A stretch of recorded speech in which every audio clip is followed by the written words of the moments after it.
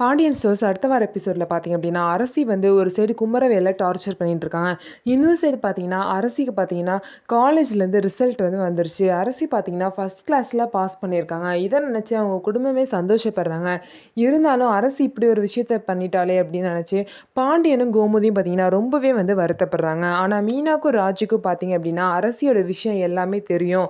அரசி வந்து இந்த அளவுக்கு படிக்கிறா அப்படின்னு சொல்லிட்டு மாப்பிள்ளையை வந்து கோவிலில் மீட் பண்ணி இந்த விஷயத்த சொல்லலாம் அப்படின்னு சொல்லிட்டு மாப்பிள்ளை கிட்ட பார்த்தீங்கன்னா அரசி வந்து ஃபஸ்ட் கிளாஸில் பாஸ் பண்ணியிருக்கான்னு சொல்கிறாங்க.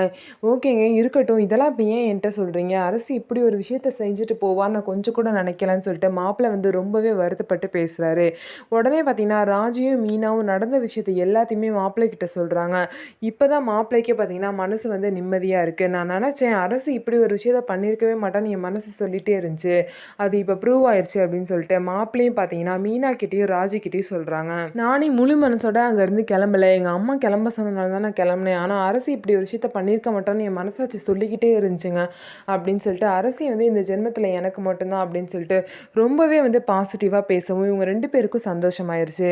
அரசி வந்து கண்டிப்பாக அந்த குமரவேலை பழி வாங்குறதுக்காக தான் அங்கே இருக்கா.